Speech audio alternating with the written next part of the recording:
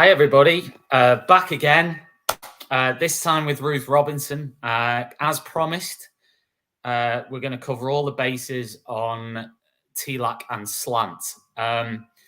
Ruth, I'll ask you to introduce yourself if that's okay. Yeah, good evening, everybody. Lovely to meet you. I'm Ruth Robinson. I'm the Executive Principal at Swindon Academy, which is part of United Learning. And I'm currently spending the last 6 months of my headship career in a rundown to retirement, supporting at the Nuneaton Academy, which is part of the Midlands Academies Trust, and will join United Learning in the autumn term. Okay. Now, the reason I've asked you on is we'll get straight into it. You wrote a thread recently on Twitter that was particularly about SLANT and your use of SLANT in your school. So I wondered if you could sort of summarize that thread for me first, in terms of what you said. Okay, I think the big message there really was that, so I've been ahead in very challenging schools for 20 years now. This is the fourth very challenging school that I've stepped into to work with schools where there's very high proportion of free school meal pupils, often predominantly white, not always, but my schools have been predominantly white British working class schools with very high proportion of pupils on free school meals. And in those schools, lesson disruption is not only the bane of a teacher's life, but it also blights pupils' achievement. And, you know, for the first 12 years of my teaching career, we didn't know how to sort behaviour out. But about 8 years ago, when we first got iPhones and Twitter became a thing, we started to read blogs and find out what great schools were doing. And it's at that point that we started to embrace Teach Like a Champion. And obviously it's written about and spoken about in various ways on Twitter and on the internet. But what I wanted to say in that thread was actually SLANT is really important. Because if you go into a very challenging school and you see the most difficult classrooms, you'll walk in and you might see children with feet on a chair, slouched back, heads down, or turning around and chatting to each other, disrespecting the teacher, disrupting learning. And really, pupils aren't going to learn. The whole class is going to be disruptive if that's the sort of behaviour that you face. And SLANT is just a code word, really, that we use in the schools. We train our teachers to use it, but we probably don't use every bit of the acronym. And what I tried to say on that thread was really, it's sit up, face the front, listen to your teacher and focus. That's what it's about. It's about getting pupils in the right stance to make the most of the learning. So we're going to talk a little bit about SLANT because there is a lot of criticism out there of SLANT. There's a lot of people who would say it's a very overtly oppressive pedagogy. In other words, it's almost forcing children who have very differing needs and personalities and all the rest of it to do something that A, they're not comfortable with, and B, they don't really need to do to be successful in the classroom. What would you say to those sorts of criticisms of it? Well, in the way that we've used it in our schools, we don't go to what you sometimes see reported as the extremes. I mean, I've not been in a school where they use extremes of SLANT. So we're not demanding eye contact every second. You haven't got a teacher watching the direction of children's eyes. Pupils don't get told off if they slouch for a moment or look out of a window. There might be a correction to bring their attention back. But when somebody is explaining, the very best thing that a child can do is to pay attention. And we know really to understand new concepts in schools that are sometimes challenging and difficult. It's not a teenager's natural habitat, is it, to really, be in a maths or a physics lesson or a challenging history lesson. So you're already asking them to do something they don't really want to do. And the best thing you can do them, the least oppressive thing you can do, for young people is to give them choices in the future. And in order to do that, they need to learn and achieve. And all you're doing really at the beginning part of a lesson, as a teacher introduces new material, you're asking them to focus and listen. And that follows on then with paired work, with discussion, with debate, with questioning and independent work. So it's not as though they're sat like robots for the whole lesson, but at that critical point, they're paying attention. There is that idea, though, that okay, so I mean, from what you're saying, you don't necessarily use SLANT because part of SLANT is tracking, Yeah. which is one of the 5 things in there. Yeah. Is that fair, or would you say that is still part of what you? I mean, with teachers, do you say, look, use SLANT, or do you say use SLAN? No, we do. The teachers do often use the T of it, but they will say, track me. That's at the beginning of the lesson, just as things are settling. Sometimes you've got books to get out, you've got your worksheets, the kids are getting their mini whiteboards and their pens ready. And then at the point where they'll start, the teacher might say SLANT, or they might just say, track me.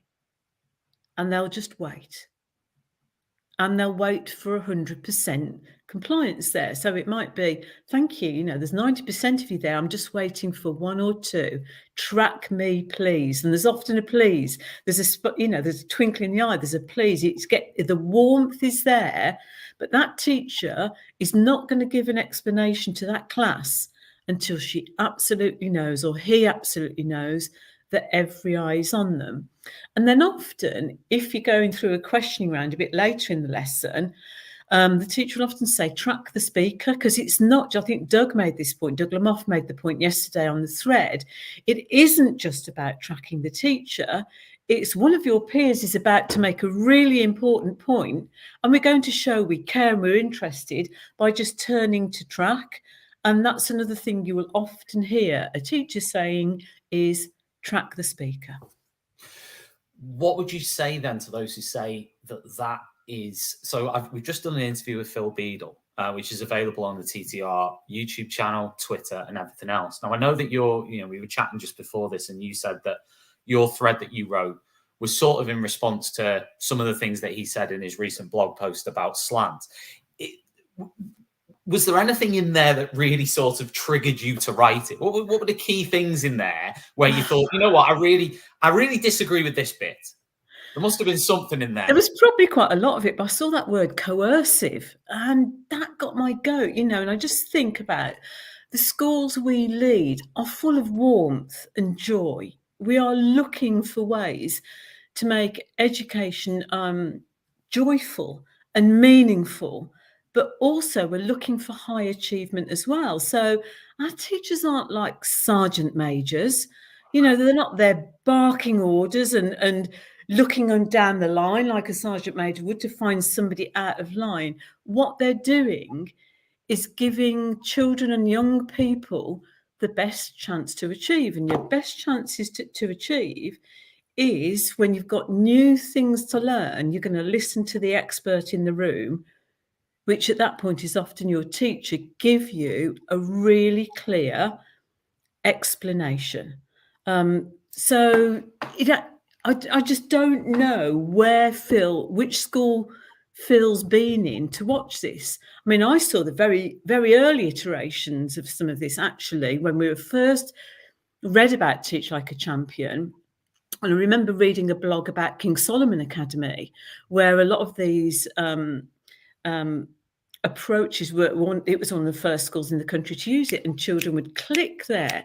And I found that quite unnatural. And we haven't used clicking much, but other schools do it to great effect. But in neither of those schools, neither in Swindon nor in King Solomon, would you ever say there was a lack of warmth or care. So I don't know where Phil's been to see it. I think he maybe has got a picture in his mind of what it might be and doesn't really understand what it is. There are those who would say, though, that regardless of the warmth that sort of got wrapped around the strategy, there are those who would say that the strategy itself is sort of about coercive control. I mean, Phil used the term, I think it was violent, or I can't remember the phrase he was citing. Honestly, I mean, for me, the thing that would get me far more angry is to go into a class, let's see, year 10, year 11, those GCSE years, and see pupils with their feet on a chair, with they're sometimes halfway back round talking to their mates behind, disrespecting to the teacher. What is the greatest travesty, Tom? Is it that? Or is it somebody encouraging children to look and listen while you explain? To me, that's a much more dreadful thing to behold, is a class of children not paying attention, disrupting and being disrespectful. And the blight of that on the teaching the profession, it grinds teachers down. It exhausts them, because once children and young people they take control of the classroom, well, God help the bullied child, the quiet child, the child who's slightly different. God help the teachers sometimes of a different race, or a bit older or a bit younger. That's where you might see what you might call violence, is the violence of disrespect and the violence of bullying. So I think perhaps Phil and I are just coming at it from a different way, but I'm in those classrooms day in, day out as an observer. We have open door policies. So, we can just step into our classrooms in all the schools I work and just we always say hi to the teacher, come in, miss, come and see, and you watch. And when when I've gone into a new school in the early days and you see some things that aren't right, or you certainly know it's not right. I know in the thread, one of the things you said is for sort of charismatic, big character teachers, SLANT isn't necessarily Don't need it, yeah, something you would use or need. I wondered if you could sort of expand on that in terms of what you meant by that. Well, I was probably the most progressive teacher you'd ever come across in my first 20 years of teaching before I became a head teacher. I absolutely loved group work, post-it notes, stations around the room, finger puppets, role play, filming, you name it. And I could get a class of kids under my spell and under my control because, a bit of a performer. I love the drama of the classroom. And I love getting the kids on side. And I can imagine, I've seen Phil speak. I've watched him exert that charismatic control, but perhaps a different type of control.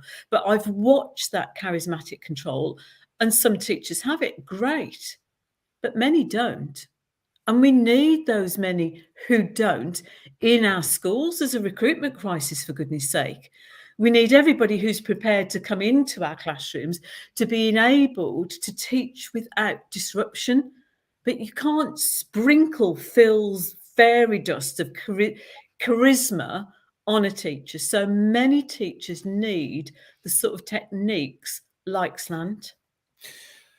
I can't speak obviously for Phil because he's not here, but there will be others who would say that SLANT, as much as what you are saying may be true, there are those who would argue that SLANT de-skills teachers in the sense of, okay, you've got a very sort of creative teacher who wants to step outside the box, who wants to, explore their own pedagogy, who wants to be completely adaptive in terms of what they do. They don't want to be tied down to this sort of model, which some teachers find to be or not childish is the wrong word, but they see it to be de-skilling them or restricting them. Yeah. I mean, what would you say to that critique of it? Yeah, I think some of this came about with the work that Warwick's done. I know we might talk about that another time, about schools that put things in place that all teachers are expected to follow. And I think the point made there by many people is that's often the beginning and an end of a lesson that can be the most chaotic and difficult. And actually getting a bit of consistency across the school is actually a really good thing. But, calling children to attention, you don't have to use the word SLANT to do that, but surely a charismatic teacher wants pupils to listen and learn. So I think all we'd ask our teachers to do is to make sure that if they are speaking at the beginning of the lesson, they've got people's attention. What goes on in the moments, once you've got that, well, that's a different matter, isn't it? Are there any exceptions when it comes to SLANT with you in your schools? Because there are many who would say that SLANT does not accommodate neurodiverse students. So students, for example, who are autistic, who struggle to make eye contact, SEND students who struggle to ask and answer, be able to answer questions quickly, don't want to talk in front of other people. Do you make lots of exceptions? Absolutely. And I'd seen a question along those lines, which I haven't got round to answering yet. So I can certainly answer that now. The answer is yes, we absolutely do. So all of our adjustments at Swindon Academy, for example, that all goes on to Arbor in a very quick way in a register. So if a teacher opens a register, they can see a little indicator by the side of a child's name that there's a reasonable adjustment in place for that child. That might be a fiddle toy, it might be a wobble mat, sometimes it's a really big heavy blanket, other times it might be asking not to cold call, or maybe that pupil will be given notice. So you can cold call by jumping on somebody, or you might cold call by saying, Tom, I'm going to ask you this question. I'll ask a few questions in between. I'm going to come back to you. Let's see how you feel about answering it. Now, that's very different, isn't it, to just jumping on a child and cold calling? But absolutely, you want all children to feel comfortable and welcome and accommodated in the class. So, I mean, I can't speak for every school and every school leader, but that's certainly how we've interpreted it, because we know just how very important those adjustments are. And we talked about adjustments there, and that makes sense. But in terms of, you mentioned, just to take one example, like the tracking. And I know you said that they don't have to make eye contact and so on. But to sort of take that, I suppose, to the extreme is students who want to sort of like turn around or want to move about and so on. Is that something that's accommodated within there? Or is that something where you're saying, do you have lines for all students? Or, how does that work? That's quite difficult to answer. So let me give it a go. I think a pupil with special needs, right? If a number of teachers started to say they were taking advantage of the accommodations that have been put in place to get up, wander around the room, hit somebody around the head, rip up their work and be disrespectful, then we're not going to allow that to happen. If we find out that a pupil needs a toy in their hands and the teacher hasn't allowed them to have it and that child's got distressed, then we'd be having words with the teacher. So actually, it works both ways, doesn't it? You've got that flexibility within. And actually, once you get real consistency in school, once in a challenging school, you can hear a pin drop, you can get attention within minutes. That's when teachers can really give their greatest attention and care to the most vulnerable. In chaotic schools, in disruptive classrooms, it's those weak and vulnerable children that can suffer the most, really. There is also a very sort of well-versed criticism of TLAC. This isn't just SLANT, it's T's like a champion. Along the lines of sort of the idea that it is representative of a style of sort of doing things that is about authority, control, coercion. And many people sort of, I know Phil Beadle mentioned this in his blog, there is a lot when it comes to ethnic minorities' views on SLANT and sort of, again, many people have mentioned it within the same sphere as white supremacy and such like. And I know race was mentioned in Phil's blog on numerous occasions. Do you have any thoughts on that sort of criticism of SLANT or opinion of SLANT and TLAC? TLAC revolutionised our school. So when we brought it in, we'd been using progressive approaches. So prior to being at Swindon Academy, I was at North Oxfordshire Academy, which is actually also part of United Learning, and we'd paid tens of thousands of pounds to train English and humanities teachers in project-based learning. We did accelerated learning. We've done TEEP. We've done philosophy for children. So we absolutely flooded our teachers with the best quality training. And because we were very new academies, we had a lot of money to spend. And the results were utterly dire. And we only got any GCSEs and results for the kids by like gaming the system, doing 4G NVQs and Easter school and after school, before school. I mean, that was the coercion. We used to have children and teachers before school and after school because we were wasting their time in lessons with things that didn't work. And I'm sorry if people don't like it. And I know lots of schools can make those things work, but, you know, I've been ahead for 20 years and for 12 of them, we were trying to make those things work. And you would have had a lot more bubble and noise in the classroom. You'd have group work and felt tip pens and things. So you'd look in, you wouldn't have teachers talk and kids weren't achieving. So for me, it's actually the most caring, the kindest thing you can do for ethnic minority pupils, for children of different races, for groups who've been let down by society, is to give them the gift of a better education and better qualifications. I wondered, because we'll sort of move on a little bit from there to there was a thread by Warwick Mansell, who's an education journalist, and his thread was specifically actually about school, who had introduced scripts essentially, and quite, very structured scripts. Let's say that, to paraphrase. You know, it's probably very lazy, but it was very structured scripting. I wondered, A, is that something you do or have done?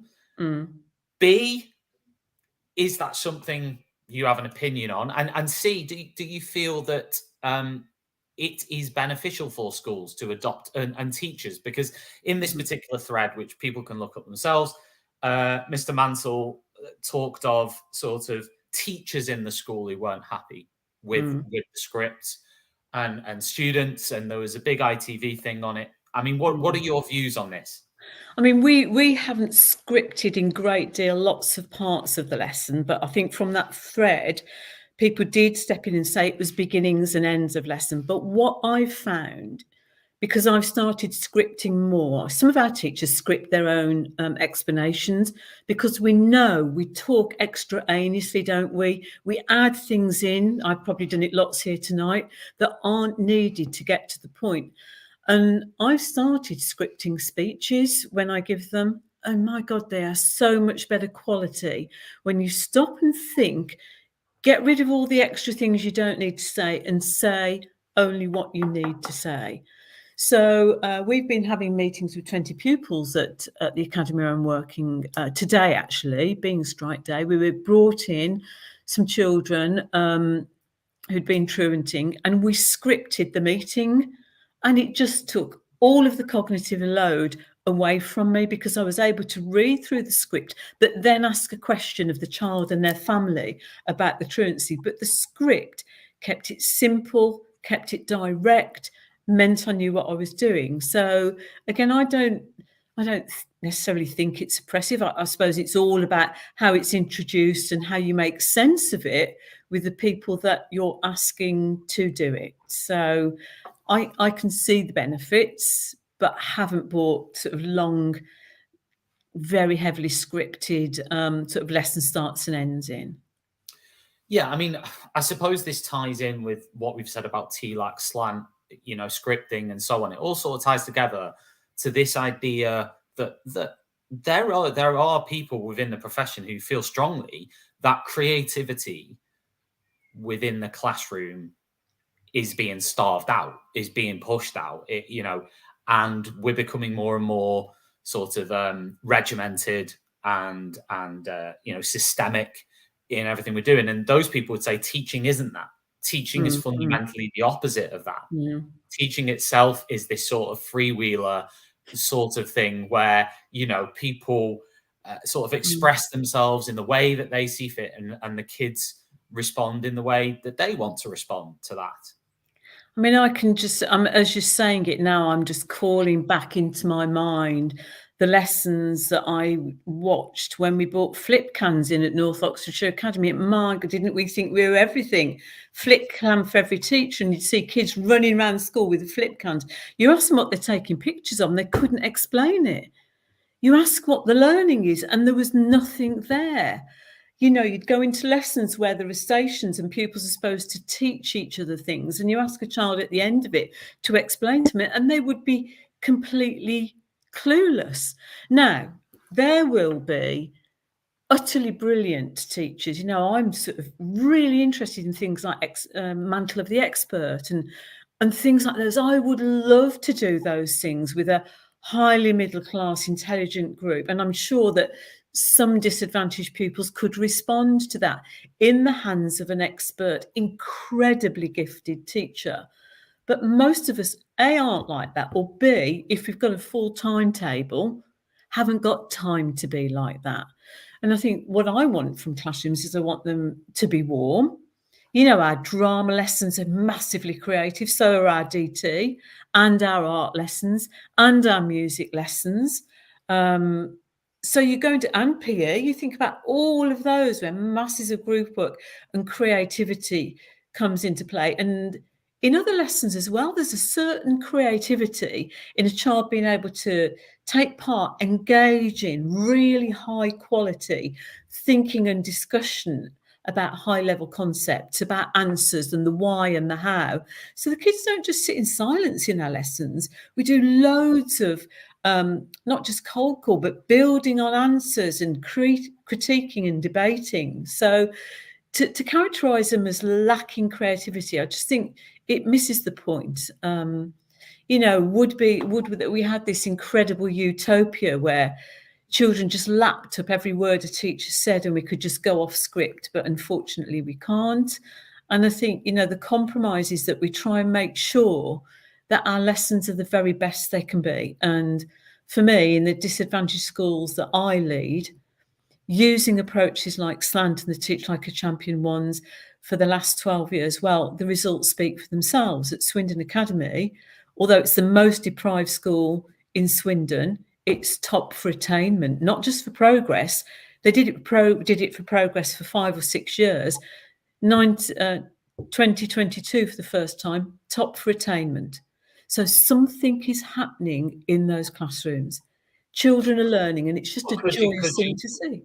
Could you argue, though, Ruth, that the reason for the increase in attainment is more of a focus on the exams, and therefore it's not actually to do with I mean, there is research out there that would suggest that teachers and schools don't actually have as much impact on exam outcomes as teachers and schools would like to think they do. Yeah. The Coleman report, all these different ones that sort of question that. If you were to put that in this context, you could then also argue that because of the sort of systematic focus on sort of exam technique and content geared towards exams and curriculum geared towards exams and all the rest of it, that and TLAC and SLANT fitting in around that, because it is a system and a sort of a way of doing things, that is what improves the results rather than the technique itself. Oh, you see, I don't agree with that, because we focus on learning, not on exams. We do a 3-year Key Stage 3. All United Learning Schools do. We very much, we absolutely don't take GCSE and bring it down into Key Stage 3. We've got a really rich and broad Key Stage 3 curriculum. And in fact, what we had to do at our other schools when there was all this creativity going on was we had to do before school lessons, after school lessons, Saturday lessons, holiday lessons, all in a bid to catch up with the things that we'd lost. So actually, it's just that the focus is learning. And yeah, I'm sorry, folks, but pupils need GCSEs. You know, it's all very well us middle class folk. My kids just walked their GCSEs, hardly lifting up a book to revise, because they were bright, intelligent, articulate young people from middle class homes, and GCSEs are easy for them. I mean, you know, obviously they have to work towards them, but you put GCSE papers into the hands of children from very disadvantaged homes where there aren't many books, where parents don't talk to them in the way we did, where they don't go off the estate and visit museums and things. It's a much, much more difficult thing for a child to achieve like that. And creativity, I'm sorry, it's not going to help them. Creativity in the classroom, learning is going to help them. But actually, you watch children and young people starting to learn and realise they can learn, and the pride in being able to engage with their peers in the class and with the teacher and produce incredible work in their books with pride. I think that's the greatest gift you can give the children. Ruth, it's been an absolute pleasure speaking to you. We are going to be talking again in not about this, but in more depth about other things, behaviour and so forth in about a week on Monday. Yeah. So anybody watching this, it'll be on Teachers Talk Radio a week on Monday, audio only, so we can get our sort of onesies on for that one. Thank you. And that'll be a week on Monday. So thanks everybody for tuning into this, and this will be available as a podcast alongside the interview we did earlier with Phil Beadle, who obviously has very different views on TLAC and SLANT to Ruth. Thanks very much, everyone, and good night.